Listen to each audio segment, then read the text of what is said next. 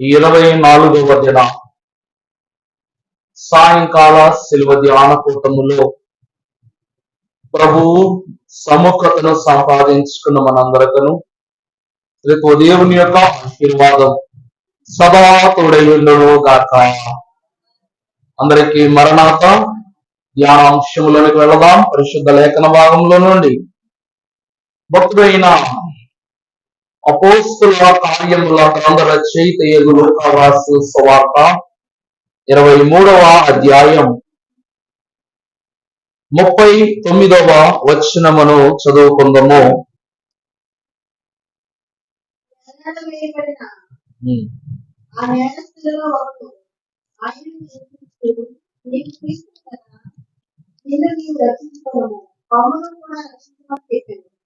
అయితే రెండవ వాడు వారిని గద్దించి, నీవు అదే శిక్షలో ఉన్నావు కనుక దేవునికి భయపడవా? మనకైతే ఇది న్యాయమే. మనము చేసిన మంచి మనం పొందుతున్నాం కానీ ఈయన ఏ తప్పిదమో చేయలేదని చెప్పి ఆయనను చూసి, యేసు, నీవు నీ రాజ్యములను పొందినప్పుడు నన్ను జ్ఞాపకం చేసుకున్నాను. అందుకు ఆయన వారితో, నేను నీవు నాతో కూడా ప్రదేశంలో ఉంటాను, నిజంగా నీతో చెబుతున్నాను. ఆమేన్. చిన్న ప్రార్థన చేసుకుందాము. పరిశుద్ధమైన మా దేవ, నీకు వందనములు.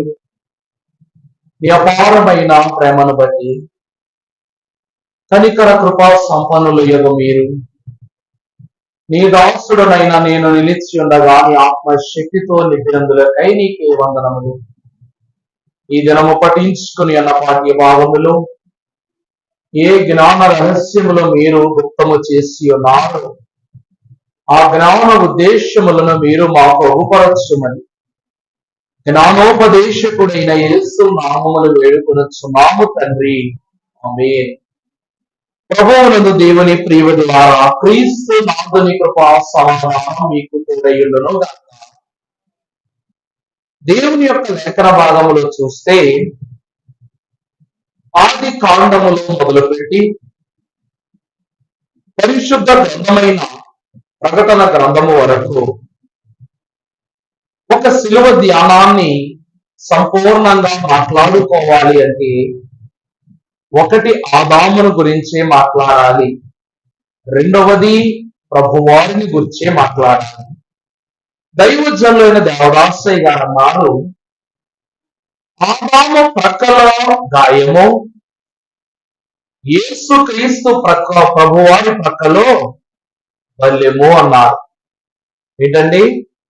ఆదాము ప్రక్కలో గాయము, యేసు ప్రభువారి ప్రక్కలో బల్లెము అన్నారు.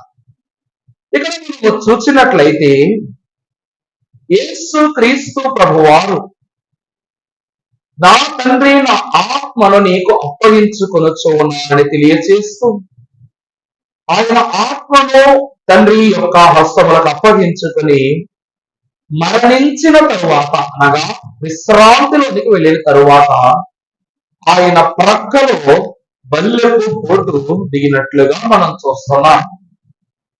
ఆ రీతిగానే ఏదేను వనములో ఉన్న ఆదామునకు కూడా దేవదేవుడు గాఢ నిద్రను కలుగజేసి అప్పుడు ఆయన ప్రక్కటి ఎముకలలో నుండి ఒక ఎముకను తీసి దేవుడు అవ్వమ్మను చేసినట్లుగా మనం చూస్తున్నాం. ఈరోజు గుణాతిశయములతో ప్రభు వారి యొక్క పావనమైన నామమును బట్టి నాకు రెండు ఎంతో ముఖ్యమైన ప్రశస్తమైన సందేహాలని అవి సంగమ ద్వారానే పరిష్కారం అవుతాయని దైవజనులైన వారు ఆ కాలంలో చెప్పారట. ఆ కాలం సంఘం వారు అయ్యగారికి సమాధానం ఇచ్చారు. మరి మా సంఘం నాకు సమాధానం ఇస్తుందో ఇప్పుడు తెలిసిపోద్ది. ఏదేను వనములో ఉన్న ఆదాముకు దేవుడు ఏ పక్క నుండి అవ్వమని తీశారు? ఇది మొదటి ప్రశ్న. చెప్పాలి. ఎందుకు అంత కరెక్ట్ గా ఎలా చెప్పగలరు మీరు ఎడం పక్కని?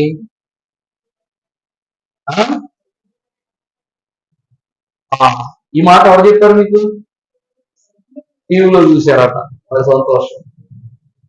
బాగా గమనించండి. మీరన్న మాట 100% కరెక్టే. ఆదామునకు దేవదేవుడు ఎడమ ప్రక్క ఉన్న ఎముకలలో ఒక ఎముకను తీసి అవమం చేశాడు. అందుకే స్త్రీలకు ఒక ఎముక ఎక్కువ ఉంటది, పురుషులకు ఒక ఎముక తక్కువ ఉంటది. కానీ యేసు క్రీస్తు ప్రభు వారికి బల్యపు పోటు ఏ పక్కన దిగింది? ఏ పక్క? ఎడమ కాదమ్మా, కుడి ప్రక్క దిగింది. ఏదైనా వనములున్న ఆదామునకు ఎడమ ప్రక్క నుండి తీయబడినటువంటి, ఇది ఎడమే కదా, ఎడమ ప్రక్క నుండి తీయబడినటువంటి ఎముకయ్యున్న అవమ్మ ఆయన జీవితంలో పరిశుద్ధులకు దేవదేవుడు ఆదికాండం 2వ అధ్యాయము 21వ వచనములో ఒక మాట రాయిస్తున్నాడు భక్తులైన మోషే ద్వారా. ఒక్కసారి చదవండి ఆ మాట నా కోసం. అప్పుడు దేవుడేమి యెహోవా, అబ్రహాం కాదమ్మా, ఆదాముకు గాఢ నిద్ర కలుగు చేసి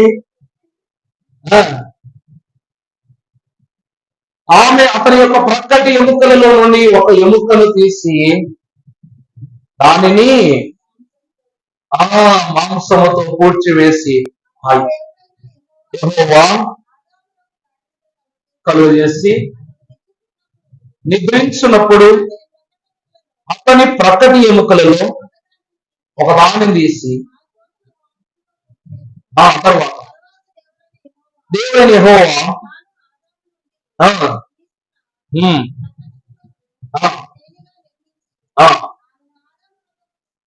తీసుకుని వచ్చింది. చాలండి. ప్రభువునందు ఏం ప్రియబిడ్డలారా, దేవుడు ఆదాము నుండి తీయబడిన అవ్వమ్మకు ఒక వరం ఇచ్చాడు. జీవము ఉన్న ప్రతి దానికి నేను ఏమిటి? తల్లి. అనగా ఆదాము ఎవరు అనగా జీవించు ప్రాణి. ఆదాము ఎవరండి? జీవించు ప్రాణి. అందుకే పెళ్లిళ్ళలో మీరు ఎప్పుడైనా గమనించండి, పెళ్లి కొడుకు ఇటు కూర్చుంటాడు, పెళ్లి కూతురు ఎడమ పక్క కూర్చుంటాడు. కానీ రెండవ రాకడలో ప్రభువు సంఘముగా ఎత్తబడే మనము ఏ పక్క కూర్చుంటాం? ప్రభువు దగ్గర ఏ పక్క కూర్చుంటాం? ఎలా చెప్తారు? కుడి పక్క కూర్చుంటాం అని అమ్మా విశ్వాసం ఆడుతున్నారు కదా, చెప్పడం లేదు. దేవదేవుడు ఈయన రాజులకు రాజు, ప్రభువులకు ప్రభు అని ఆయన యొక్క కుడి పార్శ్వము మీద వ్రాయబడిన ఆయన కుడి పార్శ్వము మీద ఎవరిని కూర్చొని పెట్టుకుంటారు? అవ్వమ్మను, క్షమించండి, సంఘమును కూర్చోబెట్టుకుంటారు. అక్కడ ఆదాము ప్రక్కటి ఎముక నుండి తీయబడిన అవ్వమ్మ జీవించే ప్రాణి అయితే, యేసు క్రీస్తు ప్రభు వారి యొక్క బల్లెపు పోటు గాయము, ప్రక్కలో దిగిన బల్లెపు గాయము నుండి తీయబడిన మనము ఏమయ్యున్నాం? జీవింపజేయబడిన ఆత్మయ్యున్నాం. అక్కడ ప్రాణము మాత్రమే ఇవ్వబడింది, ఇక్కడ మనకేమి ఇవ్వబడింది? ఆత్మ ఇవ్వబడింది. అందుకే దైవాత్మ రమ్ము నాకనున్న రాళ్ళము అని రాయబడింది.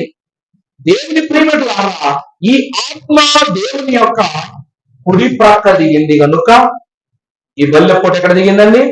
కుడి ప్రక్క దిగింది. ఎందుకంటే మీకు అప్పుడే చెప్పా, లివర్ ఎప్పుడు ఉంటది. మీకు అందరూ తెలుసా? లివర్ ఎప్పుడు ఉంటది. చాలా మంది చికెన్ లో ఇష్టపడి తినేది మాంసాహారంలో. ఈ లివర్ కొంత ఉన్న ఒక మనిషిని బ్రతికించవచ్చు. ఆ మనిషి పోస్ట్ మార్టం చేసేటప్పుడు మాక్సిమం మర్డర్ కేసెస్ ఎప్పుడైనా చూస్తే లివర్ మీదే ఫస్ట్ టెస్టింగ్ జరుగుద్ది. కారణం ఏమిటి అంటే, ఈ లివర్ ఎసెన్షియల్ ఆర్గన్ అంటారు. అంటే ఏమిటి అనగా యాసిడ్స్ రిలీజ్ చేసేది అన్నది.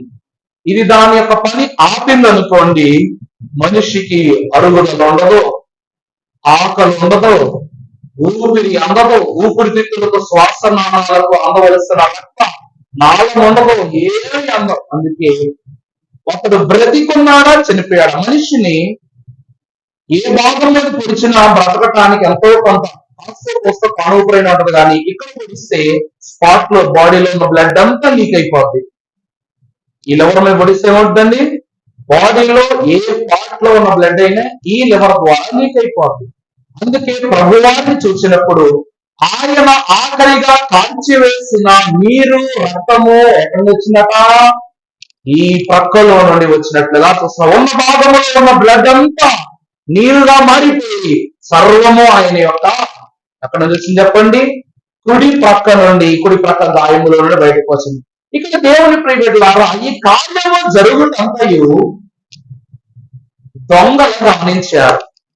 ఎవరు గమనించారండి? దొంగలు గమనించారు. గమనించడానికి ముందు ప్రభువుతో ఒక సంభాషణ జరిగింది. పరిశుద్ధ లేఖన భాగంలో మీరు చూసినప్పుడు 23వ అధ్యాయము 33వ వచనం చదువుకుంటే లోకాసువార్త, వారు స్థలమునకు వచ్చినప్పుడు అక్కడ కుడివైపున ఒకరిని ఎడమ వైపున ఒకరిని ఆ నేరస్తులను. చాలండి. దేవుని ప్రియబిడ్డలారా, యేసు క్రీస్తు ప్రభువారికి సిలువ మధ్యలో ఎలా ఉన్నప్పుడు ఆయనకు ఎడం పక్కన సిలువ ఉంది, కుడి పక్కన సిలువ ఉంది. ఈ రెండు సిలువల మీద ఇద్దరు గజ దొంగలు ఉన్నారన్నమాట. ఎవరండి? ఇద్దరు క్రూరమైన గజ దొంగలు ఉన్నారు. ఈ ఇద్దరు గజ దొంగలలో ఎవరు రక్షింపబడ్డారట? ఏ ప్రక్క వారు రక్షింపబడ్డారు అనగా, ప్రభువారు కుడి పార్శ్వమున ఆసీనపరచుకుని సంఘము యొక్క స్థితి ఈ దొంగ దగ్గర నుండి ప్రారంభమైంది. ఎవరి దగ్గర ప్రారంభమైందట? దొంగ దగ్గర ప్రారంభమైంది. దైవజనులు అన్నారు, త్వరగా మారిన దొంగ అని పేరు పెట్టారు ఈ వాక్యానికి. ఎలా మారినంట? త్వరగా మారిన దొంగ. మనం ఏమవుతాం? పరలోకంలో దొరలవుతాం. పరలోకపు దొరలవుతాం కనుక పరలోకమునకు ప్రభు చేయి పట్టుకుని వెళ్ళిన మొట్టమొదటి దొర ఎవరంట? ఈ కుడి వైపున ఉన్న దొంగ. ఈ దొంగ ప్రభు వారి దగ్గర ప్రభు మనస్సును 7 రకాలుగా గెలుచుకున్నాడంట. మనము గమనించుకున్నట్లయితే పరిశుద్ధ లేఖన భాగంలో మొదటిగా భక్తుడు గనుడు అయి ఉన్నటువంటి యెషయా రాసిన గ్రంథము 65వ అధ్యాయము 2వ వచనమును చదువుకున్నప్పుడు, తన ఆలోచనలను అనుసరించి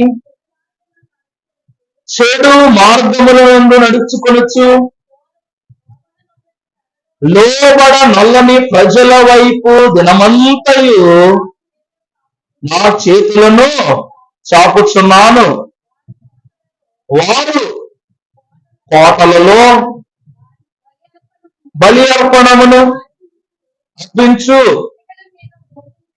ఇటుకల మీద దూపము. దైవ జనుని ప్రియబిడ్డలారా, యేసు క్రీస్తు ప్రభువారు శిలువ మీద ఉన్నప్పుడు కూడా ఆయన చేతులు ఎలా ఉన్నాయి? శిలువ మీద ఆయన చేతులు ఎలా ఉన్నాయి? చాపబడి ఉన్నాయి. అందరూ అనుకుంటారు సైనికులు మేకులు దిగొట్టడానికి చేతులు చాపారు అంటారు. ఒక రాజుకు ఉండవలసిన గొప్ప లక్షణం ఏమిటి అనగా, తన ప్రజలను దగ్గరకు తీసుకోవటం, తన వారి యొక్క యత్నములు, స్థితులు, పరిస్థితులను చక్కబెట్టగలిగే గొప్ప మనస్సు కలిగి ఉండటం. యేసు క్రీస్తు ప్రభువారు ఆయన యొక్క విధిని ప్రారంభించినది మొదలుకొని ముగించే వరకు శరీరంలో ఏ భాగమైనా ఖాళీగా ఉందేమో కానీ చేతులు అస్సలు ఖాళీ లేవు.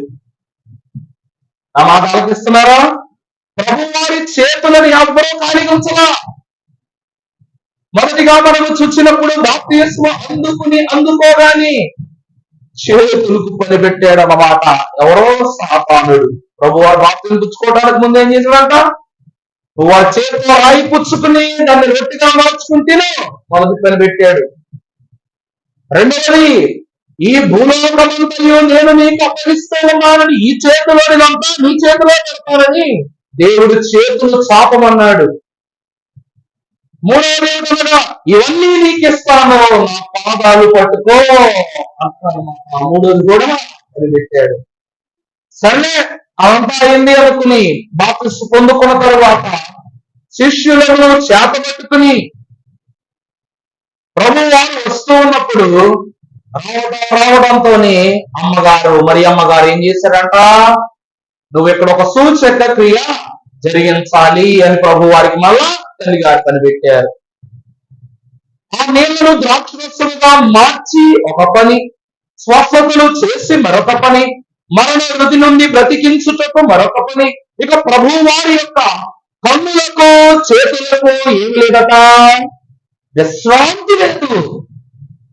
ఆఖరి క్షణము వరకు విశ్రాంతి పొందుకొని ప్రభువు తన చేతులను ఆఖరి క్షణమునందు ఏమంటున్నారు, విశ్రాంతి తీసుకున్నటకు ముందు కూడా ప్రభు ఏం చేస్తున్నారట, నా యొద్దకు రెండని చేతులు జాపుతున్నారు. మరలా చదువుతుంటే, తన ఆలోచనను అనుసరించి చెడు మార్గంలో నడుచుచు లోబడనోలని ప్రజల వైపు దినమంతయు ప్రభువారు కల్వరి గొలుగోత ఎక్కిన పరమోనుకొని శిలువ మీద మృతి పొందు వరకు ప్రభు ఏం చేస్తున్నారంట, అంతెందుకు పునరుద్ధానం అయిపోయిన తర్వాత కూడా ఇదిగో గాయాలు అంచు తెచ్చడానికి కూడా చేతికే పని పెట్టుకున్నారు ప్రభు. ఇక్కడ మనం గమనించినట్లయితే దేవుని యొక్క చేతులలో ఉన్న ఆంతర్య భావాన్ని అర్థం చేసుకున్నాడు దొంగ. అర్థమవుతుందండి? దేవుని చేతులు చాపుటను బట్టి ఆయన తన ప్రేమ చొప్పున తనను పిలుస్తూ ఉన్నారు, రక్షణ భాగ్యమును అందిస్తున్నారన్న క్రమమును గ్రహించుకొనుట నిమిత్తము ఏం చేస్తున్నాడు దొంగ, ప్రభు వారి చేతుల వెనక దాగి ఉన్న రక్షణాశ్రయాన్ని పొందుకున్నారు. పరిశుద్ధులైన అపోస్తలుడైన పౌలు భక్తుడు రోమీయులకు రాసిన పత్రిక 10వ అధ్యాయము 21వ వచనమును చదువుకుని ఉన్నప్పుడు, నన్ను వెదకిన వారికి బాధపడండమ్మా, నన్ను వెదకిన వారికి నేను, వెదకని వారికి నేను దొరికితిని, నన్ను విచారింపని వారికి ప్రత్యక్షమైతిని అని చెప్పుచున్నాడు. ప్రభుత్వ దేవుడి ప్రియలారా, ఈ దొంగ ఇప్పుడు దొంగ అని 60 దొంగ అని ప్రభువుకు వీళ్ళకి జన్మను బట్టి, గ్రామాన్ని బట్టి, కుటుంబాలను బట్టి, స్నేహితులను బట్టి, బంధువులను బట్టి మొహపరిచి ఉన్న ప్రభుతో ఈ దొంగలకి ప్రభు ఎవరో కూడా తెలియదు. కానీ ఇక్కడ ప్రభు అయిన యేసుక్రీస్తు ప్రభు అని బట్టి పౌలు ఏమని రాయిస్తున్నారు, విశ్వాసపడి నన్ను వెదకని వారికి నేను, దొంగలు ఎతకలేదు కానీ ప్రభు ఎక్కడ దొరికారంట, వారి ప్రక్కనే వచ్చేసారు. చూస్తే నన్ను విచారింపని వారికి ప్రత్యక్షమైతిని అని చెప్పుచున్నారు. దేవుని ప్రియలారా,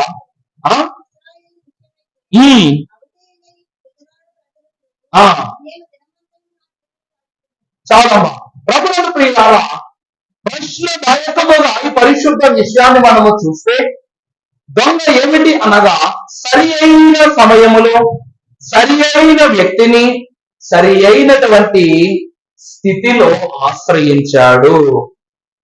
ఈరోజు గోతులో పడిపోతున్నప్పుడు, జారి పడిపోయినప్పుడు నీ ఎదురుగా నిన్ను కొట్టినోడు నీ శత్రువు ఉన్నాడు, చెయ్యి ఇచ్చాడు అనుకోండి, చెయ్యి పుచ్చుకోవాలా పుచ్చుకోకూడదా? పుచ్చుకుని పైకి వచ్చామనుకోండి, ఆ శత్రుత్వం ఆ గొంట్లోకి వెళ్ళిపోద్ది, ప్రేమ మీ ఇద్దరి ఒంట్లోకి దిగుద్ది.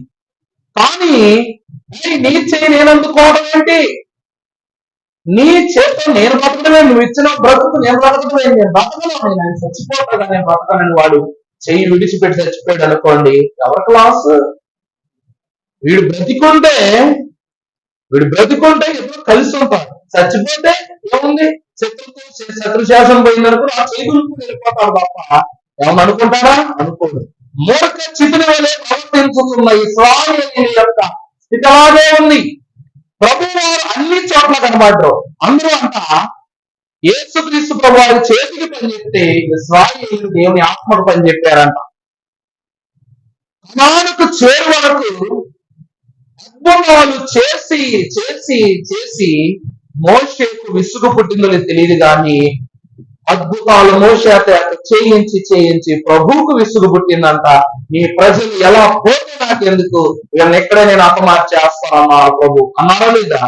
కారణం ఏమిటి అనగా దేవుడే నరుడై దిగి వచ్చినప్పటికీ గురుతెంచని ఎత్తములో ఉన్న తన స్వకీయ ప్రజలను బట్టి ప్రభు అతిశయపడ వల్లని ఎడలా తనను ఎరుగని ఒక దొంగ ప్రభువులో మహిమను చూచాడు, రక్షణను చూచాడు గనక సమయమున ఇక్కడ మనము ముందు బాప్తిసం తీసుకున్నావా, తర్వాత సంస్కారం తీసుకున్నావా, జీవితాంతం సన్నిధిలో ఉన్నామా ఈ లెక్కలోకి రావు.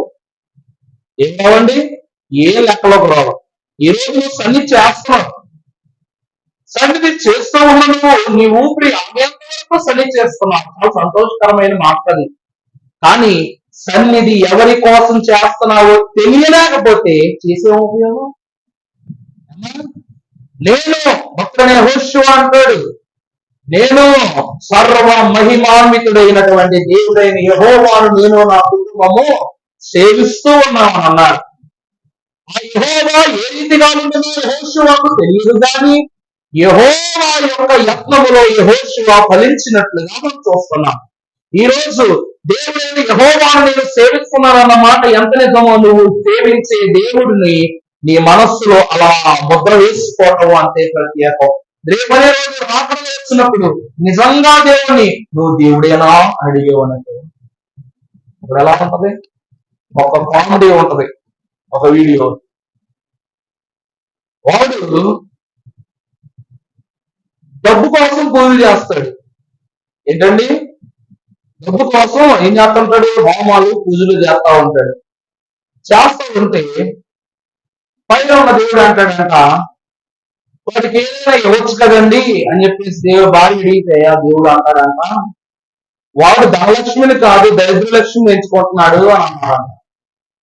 అంటే ఏదేమైనా సరే మీరు అతనికి సహాయం చేసి తీరాల్సిందే అనగానే వెంటనే నువ్వు చేయకపోయినా నేను సహాయం చేస్తానని చెప్పేసి ఒక డబ్బున్న మూట ఆడి కళ్ళు ఎదురు వదిలిపెట్టిందంట. ఏం చేసిందండి? ఒక డబ్బున్న మూట వాడి కళ్ళ ముందు వదిలిపెట్టిందంట. అంతే. వాడు రోడ్డు మీద నడుచుకుంటూ వెళ్తున్నాడు కళ్ళు తీసుకుని. వాడి కళ్ళ ఎదురుగా ఓ గుడ్డోడు వెళ్ళాడంట. మాట అర్థమవుతున్నా మీకు? వీడు నడుచుకుంటూ వెళ్తున్నాడు, పైనుంచి మూట పడుతుంది అనమాట. వీడు కనబడదు అప్పుడే, చెరువు చూస్తున్నాడు ఇక్కడ పైనుంచి పడుతుంది.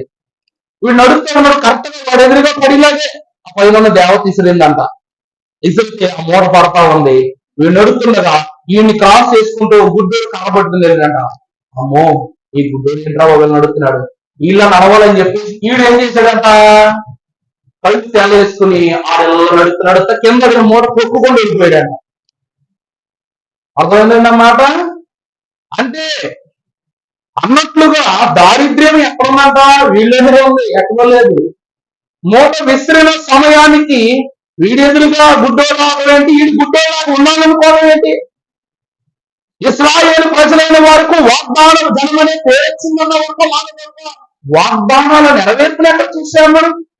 ఇశ్రాయేలు చరిత్రలో కోట్ల మందిగా మార్చబడిన వారు ఇక్కప్పటికీ లక్షలుగా ఎందుకు ఉండిపోయారు అనగా వారిలో దౌత్యము కానితత్వము దేవుని ఎడల అపనమ్మిక ఉండుట ద్వారా వారు ఏమైపోయారంట? ఈ విధము వరకు, ఈ పరిస్థితి వరకు ప్రపంచంలో అమెరికాకు సలహాలు ఇచ్చే స్థితిలో ఇజ్రాయిల్ ఉండొచ్చు, కానీ అమెరికా రిచ్. నా మాట నమ్ముతారా? ఈ రోజు అమెరికాకి గొప్ప సలహాలు విషయం చేసుకోవచ్చు, కానీ అమెరికా ఏ ప్లేస్ లో ఉంది? నెంబర్ 1 ప్లేస్ లో ఉంది. ఇరుషులేమో నెంబర్ 14 ప్లేస్ లో ఉంది.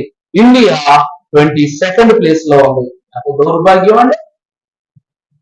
దేవుడి ప్రేమలారా ఇక్కడ మనం చూసినట్లయితే 12 మంది అపోస్తలులను విందు పుచ్చుకొని ఆశీర్వాదం పుచ్చుకొని పాటి శుద్ధి చేయించుకొని బాప్తిసాలు తీసుకొని సంపాదించుకొనలేని భాగ్యము విందు లేకుండా, బాప్తిసం లేకుండా, దేవునితో సహవాసం లేకుండా క్షణకాలమున ఒక దొంగ సంపాదించుకున్నాడు. ఎందుకు అనగా అతనిలో సమయోచితమైన జ్ఞానం. అందుకే ప్రతి దానికి సమయము కలదని ప్రసంగి రాశాడు. ఆ సమయము ఆ దొంగకు కలదు కనుక కలధైర్యంతో దేవుని ఆశించును పరలోక భాగ్యాన్ని సంపాదించుకున్నాడు. మనం చూసినట్లయితే దేవుడు ఎప్పుడు చేతులు చాపుతాడా, ఎప్పుడు నన్ను పిలుచుకుంటాడా అని మనం చూడటం కాదు. ఆయన చేతుడి వైపు చాపినా చాపకపోయినా నీ చేతులు మొదలైతే ఉండాలి. అలా ఉంటేనే పరలోకం చూస్తా. ఇది మొదటి ధన్యత. ఎవరైనా చూస్తున్నప్పుడు పరిశుద్ధమైనటువంటి భక్తుడు పౌరులు రాసిన పత్రిక 12వ అధ్యాయము 1వ వచనము, ఇంత గొప్ప సాక్షి సమూహము చదవండి ఆవరించి ఉన్నందున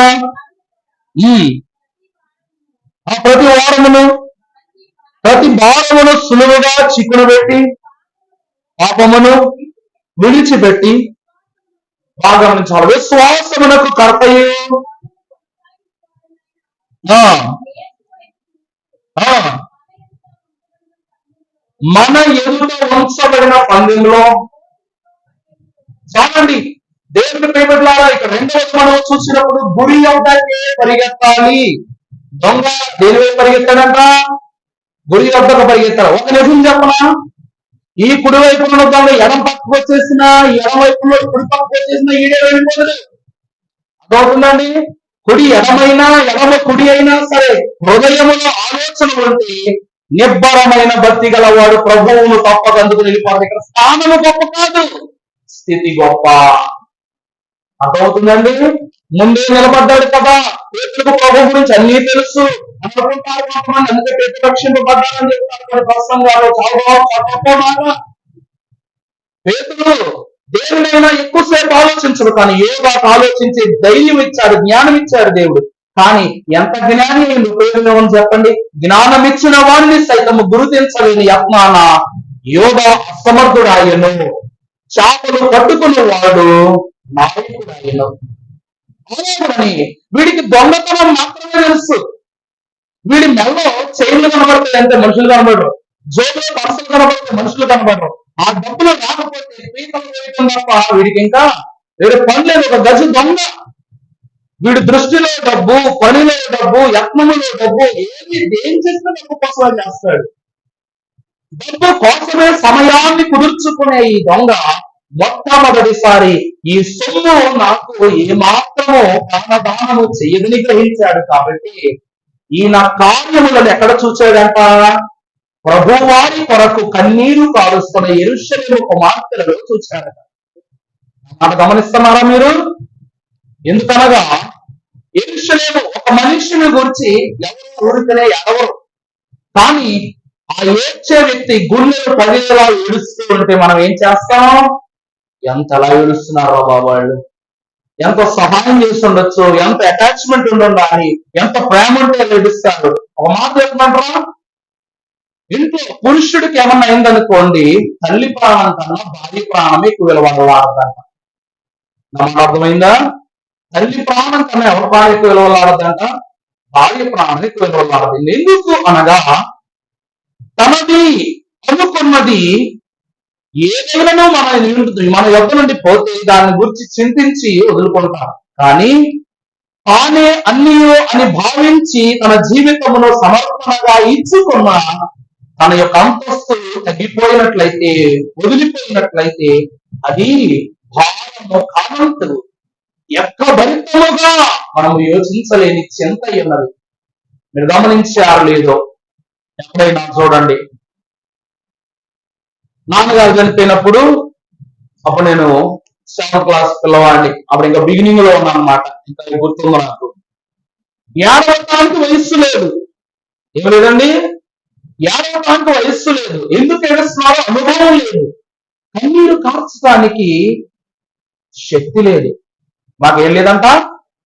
వాళ్ళు ఎందుకు ఏడుస్తున్నారో తెలియదు, నేను ఎందుకు ఏడవాలో తెలియదు, అక్కడ ఏం జరుగుతుందో అయోమయం. కానీ ఏం చేస్తామంట? అమ్మ ఏడుస్తుంది కాబట్టి ఏడవాలా, అయిన వాళ్ళు ఏడుస్తున్నారు కాబట్టి ఏడవాలా, ఏడిసేసామంతే. వాళ్ళు ఏడు చూసి మాకు ఏడుపు వచ్చింది.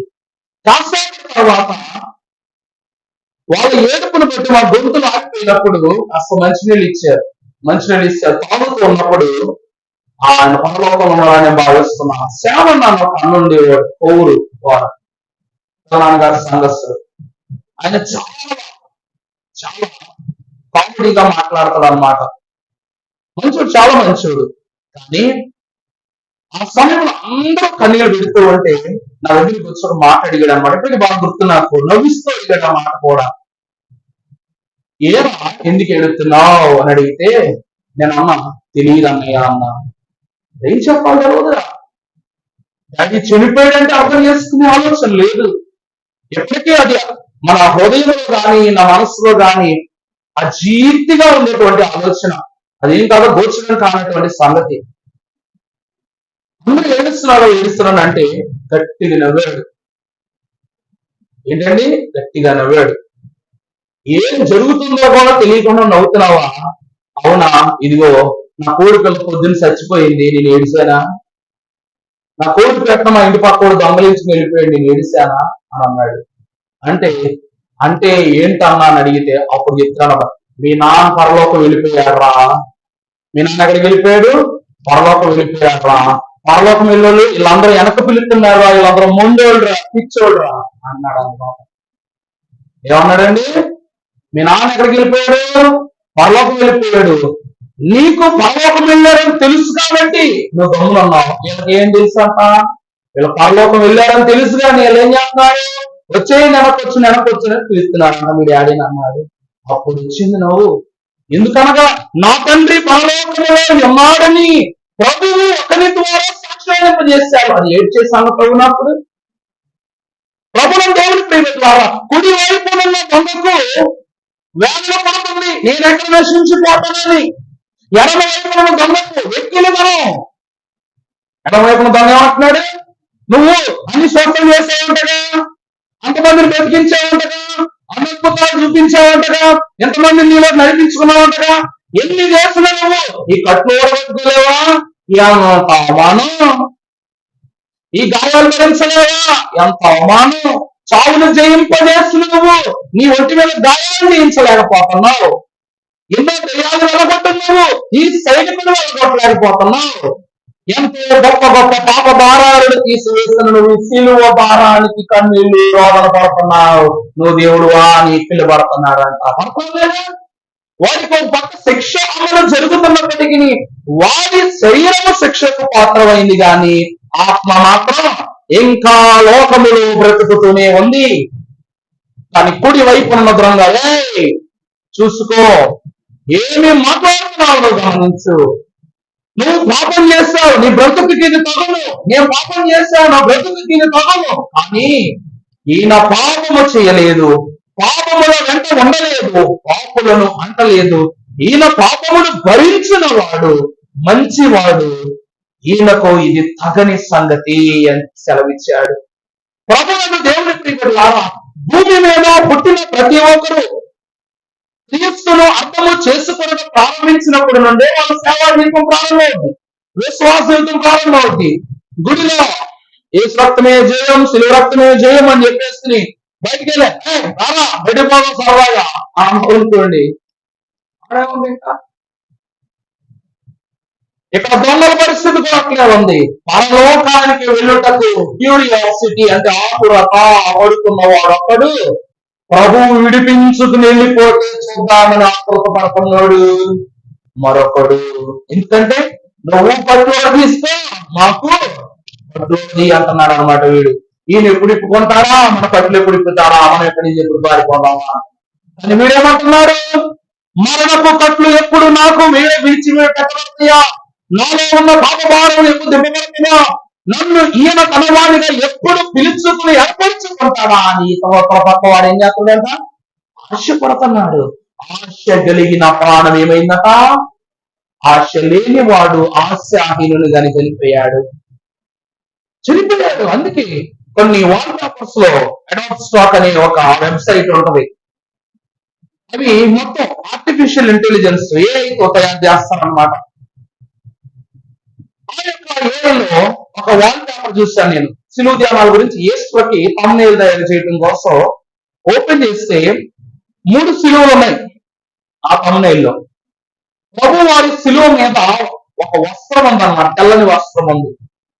ఆయన సిలువ మీద కట్టిన వస్త్రమే కుడివైపు దొంగ సిలువ కూడా కప్పబడి ఉంది. ఎడవైపు దొంగకేం లేదు, ఆ వస్త్రం కప్పబడి. అనగా ఈయన మహిమ వస్త్రమును కప్పుకొని ఇతడికి మహిమ వస్త్రమును ధరింపజేసి ప్రభు ఎక్కడ తీసుకెళ్ళిపోయారంట?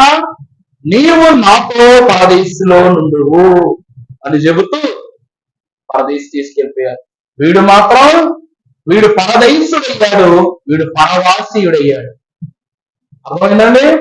వీడు పరదేశిగా ప్రభువుకు వెళ్ళిపోయాడు, వీడు ఎప్పటికీ పరవాసీయుడుగానే భూమి మీద మిగిలిపోయాడు. దేవుని ప్రియబిడ్డలారా, ఇది 2వ అంతస్తు. ఇక 3వ అంతస్తు చూసినట్లయితే పరిశుద్ధ లేఖన భాగములో ప్రసంగి గ్రంథం 7వ అధ్యాయము 29వ వచనం ముగించుకుందాం. దేవుడు నరులను యథార్థవంతులనుగా పుట్టించెను, కానీ వారు వివిధమైన తంత్రములు కల్పించుకుని ఉన్నారు. చదవండి ప్రసంగి గ్రంథం 7వ అధ్యాయం 29వ వచనం. ఆ, ఆ, ఏమనగా నరులను ఆ వారు వివిధమైన తంత్రములను కల్పించుకుని చదవండి, పని చేయండి. తర్వాత అధ్యాయం కూడా అండి. బాగా అక్కడ ఏమని రాస్తుంది? సమమైన వారెవరు? జనము వాటి భావమును దేవుడు వారెవరు? మనుష్యుల జ్ఞానము. చాలండి. దేవుడి ప్రేమికులారా, ఇక్కడ ప్రభు వారు వాళ్ళు పుట్టించడం ఎలా పుట్టించారంట? చదివాయిగా, దేవుడు మనలను నరులను యథార్థవంతులనుగా పుట్టించను, కానీ వివిధమైన క్రియల ద్వారా వారు ఏమైపోయారంట? తంత్రములను కల్పించుకుని ఉన్నారు. ఇక్కడ మనం చూస్తే దొంగ కూడా పుట్టినప్పుడు దొంగనంగా పుట్టుకుతున్న వాడు మంచి మనిషే. ఒక తల్లి యొక్క పేగు తీర్చుకుని ఒక తల్లి గర్భాన్ని దాటి ఈ లోకములకు వచ్చిన వాడే, కానీ వివిధమైన యత్నములు తంత్రములు కల్పించుకుని బట్టి వాడు ఏమయ్యాడు? దొంగ అయ్యాడు. కొన్ని సంఘటనలు చెప్పకూడదు, కానీ పరిస్థితులను బయటపడి చూసుకుంటే కొన్ని ప్రాంతాల్లో ఉంటారు, కొన్ని ఏరియాల్లో పిల్లలే దొంగలు. తెలుసా మీకు? కొన్ని ఏరియాలో పిల్లలే దొంగలు. కొన్ని ప్రాంతాల్లో అయితే పిల్లల గన్నులు కూడా ఇస్తారు. కొన్ని ఏరియాలో పిల్లల దొంగలు కూడా గన్నులు కూడా ఇస్తారు. గన్నులు ఇస్తారు, కత్తులు ఇస్తారు, చైన్ స్నాచింగ్ చేస్తారు. ఎందుకు అంటే పిల్లల మీద కేసులు పెట్టడం కుదరదు కాబట్టి. ఏమిటండి? పిల్లల మీద ఏం పెట్టడం కుదరదు?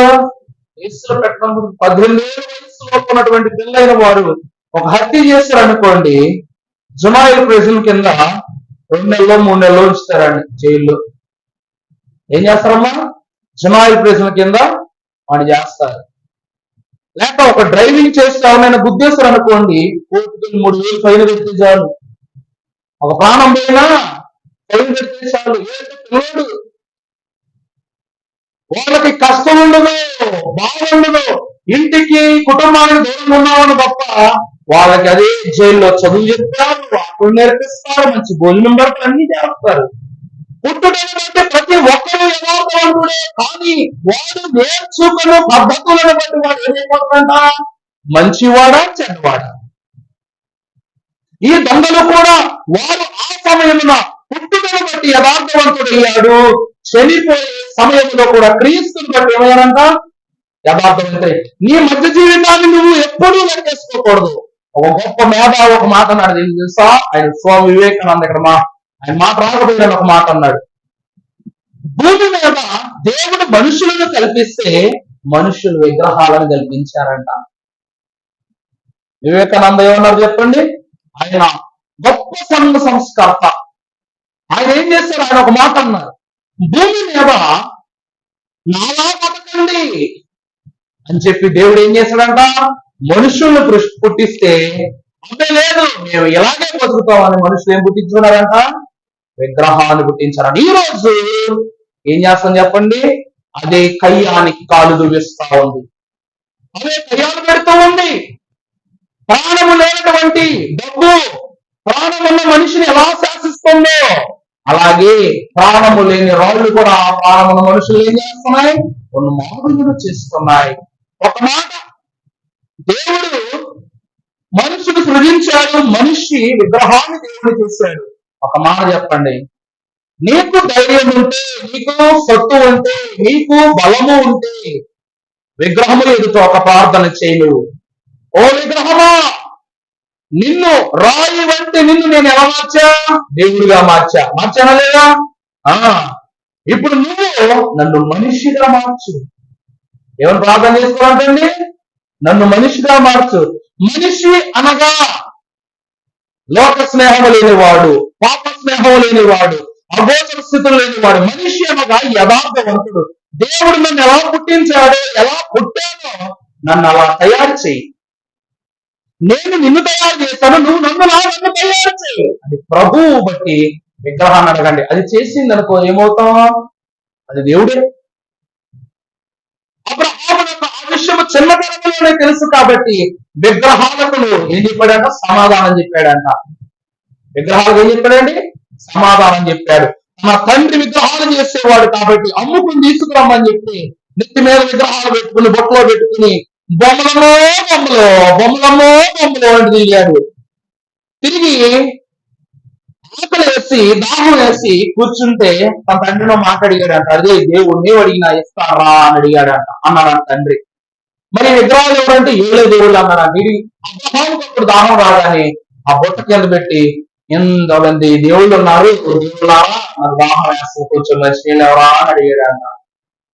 నాకు ఆకలి వేస్తుంది, మిమ్మల్ని బోళ్ళని చోట్లన్నీ పెట్టాను కదా, అందువల్ల నాకు దాహం వేస్తుంది, నాకు ఆకలి వేస్తుంది, నాకు కాసంత ఓ మొక్క పెట్టండి అనగానే అవి ఏం చేస్తున్నాయంట? కదలట్లా స్పందించట్లా. అప్పుడు అబ్రహాంకి ఏమొచ్చింది? కోపం వచ్చింది. కోపం వచ్చిన అబ్రహాం ఏం చేశాడంట? మొత్తం పలగొట్టాడంట. నాకు నీరివ్వని మీరు, మీ దేహమైన మీరు కాపాడుకుని మీరు దేవుడు ఎట్లా అవుతాడు అని చెప్పేసి ఇరిగిన బొమ్మలు పట్టుకొచ్చి తండ్రికి ఏమని చెప్పాడంట? నాన్న, నువ్వు చేసిన విగ్రహాలన్నీ నేనే గొప్పరా, నేనే పెద్దరా, నేనే పెద్ద విగ్రహంరా, నేనే గొప్ప అంటూ ఒకదాని మీద ఒకటి గొడవ పెట్టుకుని చెత్తక్క కొట్టుకుని ఏం చేసినాయి అవన్నీ ముక్కలైపోయినాయి డాడీ అని చెప్పాడంట. ఇంకా అబ్రహాము తెలివితేటలు చూసి ఏమని మాట్లాడాలి? అప్పటి నుండి విగ్రహములు చేయటం ఆపేశాడంట. అబ్రహాం తండ్రి ఏం చేశాడు చెప్పండి? విగ్రహములు చేయటం ఆపేశాడు, పూజించటం ఆపేశాడు. అబ్రహాముకు విగ్రహ బోధ అనేటువంటి తలంపు తేవటం అనేసాడు. అబ్రహాము చిన్నవాడైన యథార్థవంతుడు కనుక తన ఇంటిని చక్కబెట్టుకున్నాడు. ఈ దొంగవాడు అప్పటి వరకు దోచిన సొమ్మంతా ఎక్కడ విడిచిపెట్టాడో నాకు తెలియదు కానీ ఆ దొంగ సొమ్ము ద్వారా వచ్చిన పాపాన్ని మాత్రం ప్రభు ఎందుకు విడిచిపెట్టాడు? మళ్ళా యథార్థవంతుడు అయిపోయాడు. యథార్థవంతులు పరలోక రాజ్యములకు వారసులు. అలాగున ఈ 3 ధన్యతలను భక్తుడైనటువంటి కుడివైపుల దొంగ ఆకరక్షణ వరకు అతను ఎవరు? దొంగ. ఆ తర్వాత అతను ఏమైపోయాడు? దొర. గొప్ప దొర అయిపోయాడు, పరలోక దొర అయిపోయాడు. అందువల్ల దేవుని ప్రియబిడ్డలారా, సిలువ యొద్దకు వచ్చిన మనకు పాపం అనే దొంగతనం ఉన్న మనలో, దుష్ట తలాంతులు అనేటువంటి దొంగతనం ఉంది.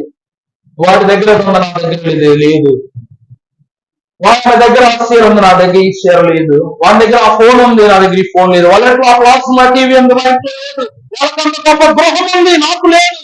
ఎవరికి ఏదుంటే నీకెందుకు? నీకు దేవుడు ఉన్నాడు అంతే చాలు, అంతే చాలు. అన్ని ఇచ్చిన నీ తండ్రి, అన్నిటినీ నీ కొరకు ఇచ్చిన తండ్రి, నువ్వు ఏమి అడిగినా ఇవ్వడా? అందుకే నీ బ్రతుకే బ్రతుకో ఆనందకరమైనది మన బ్రతుకెంతో ఆశ్చర్యకరమైనది మన బ్రతుకెంతో అద్భుతకరమైనది మన బ్రతుకెంతో ఉపయోగకరమైనది జ్ఞాని నేత్రములకు ఆనందాని తర మానవుని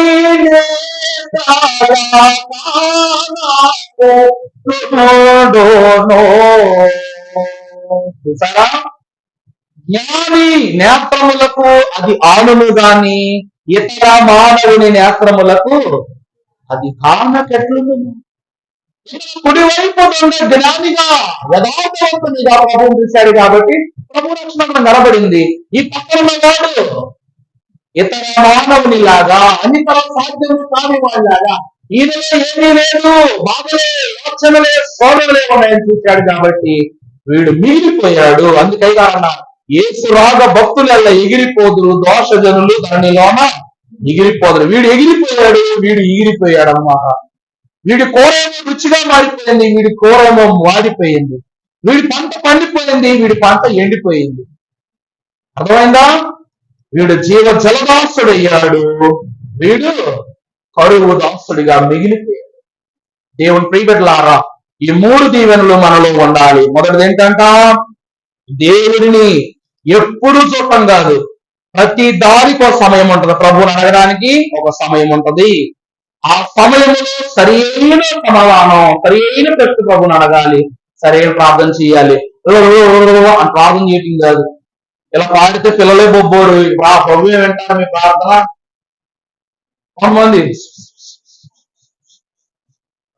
అక్కడ బుస్సుల్లో పేరు భావం అర్థమైనా, నేను ఎక్కడెత్తున్నాను అనుకోకండి, నేనేం చెప్పండి, మీలో మీరు ప్రశ్న వేసుకోండి. నీకు ప్రార్థన రాదు అంటే అలా ఉండు.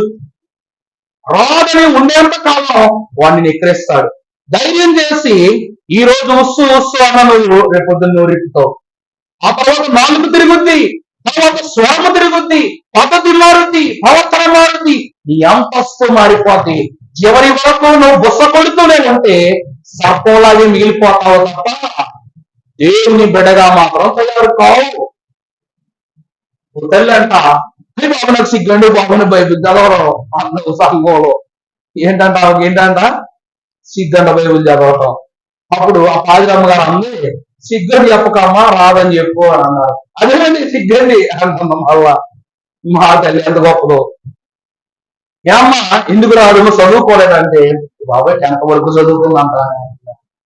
మరి వైడూర్యము విడ్డూరమే అది.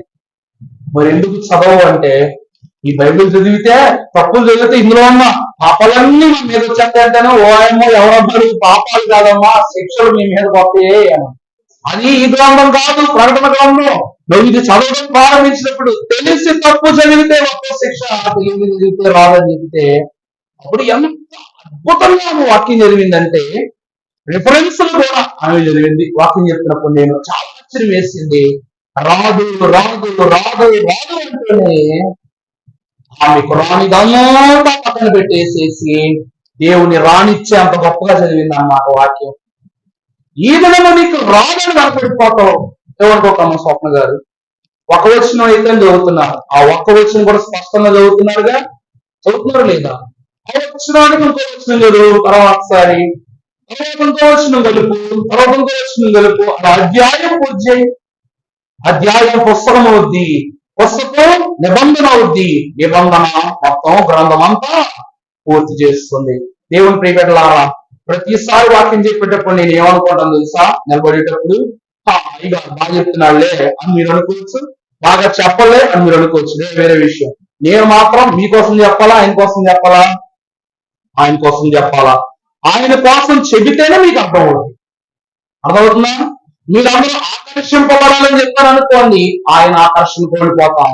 ఆయన ఆకర్షిస్తే ఆయన మిమ్మల్ని ఆకర్షిస్తారు. ఇక్కడ మనం చూసినట్లేదు, ప్రభువా ఈ రోజు ఫలానా వాక్యం ఎత్తుకుంటున్నా, తప్పులు దొరుకుతాయేమో నాయన, నా పరిస్థితి ఏంటో. తప్పులు దొరినాయి అనుకో, ఎవరైనా తప్పులు పసిగట్టారనుకో, వాళ్ళు నాకు వాటిని చెప్పడానికి నువ్వు తెలివివు. అమ్మా అర్థమవుతుందా? వాళ్ళు నాకు చెప్పాలి. ఎందుకు అనగా తన సంఘము తనను సరిచేయనప్పుడు తాను బయటకు వెళ్ళి దేనిని ఏం చేయడంట, సరి చేయలేడు. అందువల్ల ఏ చిన్న మిస్టేక్ వచ్చిన ప్రారంభంలో చెప్పేవారు, ఇప్పుడు ఎవరు చెప్పట్లేదు, మిస్టేక్స్ రావట్లేదు అని అర్థం. చాలా సంతోషం, దేవుడు గ్రోత్ ఇచ్చారని నేను ఆనందపడుతున్నా. ఇదే సాక్ష్యం. అలాగే దొంగ కూడా ప్రభు ఎవరు సాక్ష్యం పొందుకున్నాడు. నేను నువ్వు నాకు నువ్వు ఎందుకంటే నువ్వు సరి చేసుకున్నావు కనుక ఈ సరి అయిన పద్ధతిని త్రిత్వదేవుడు మన లోపల ఉన్నా లేకున్నా, లేని వారికి ఇక రాకుండగా ఉన్న వారి నుండి దాన్ని సమూలముగా తీసివేసి వైపున దొంగకు వస్త్రము కప్పి తీసుకుని వెళ్ళినట్లు నీకును పరిశుద్ధ వస్త్రమును, ప్రశస్త వస్త్రమును, మహోన్నతమైన మహిమ వస్త్రములతో దేవుడు కప్పి దీవించి ఆయన శిలువతో అడుగు పెట్టిన మొట్టమొదటి పురుషుడిగా పిలువబడిన ఈ దొర యొక్క అంతస్తే రెండవ రాకడలో కుడి పార్శ్వమున ఆయన ఒడిలో కూర్చుండగలిగే భాగ్యము దేవుడు మనకు దయచేయరు. పరలోకమందున ఓ ప్రభువా నీకు స్తోత్రములు. నీ పావనాత్మకమైన దర్శన భాగ్యమును కుడి ప్రక్కన ఉన్న దొంగకు ప్రాప్తింపజేసిన తండ్రి, నీ యొద్ద మేము నిలబడుటకు శక్తి లేదు, ఆ దొంగకు నీ ఎదుట తల ఎత్తుకోవడం శక్తి లేనప్పటికీ అతని యొక్క అతనికి సమయము కలదు కనుక నీతో ఉండుటకు సమయం ఇచ్చాడు. ఆ సమయమునే తండ్రి అతను సద్వినియోగపరుచుకున్నట్లు ఏమును ఆ సమయమును నీతో సద్వినియోగపరుచుకున్నట్టు గల జ్ఞానమును, సమయమును, సంతుష్టిని మీరు మాకు దయచేయమని స్వభావపూరితముగా మాతో నిత్యము నిరంతరము నిలిచి ఉండిపోయి ఉన్న యేసు నామములు వేడుకొనుచున్నాము తండ్రి. ఆమేన్.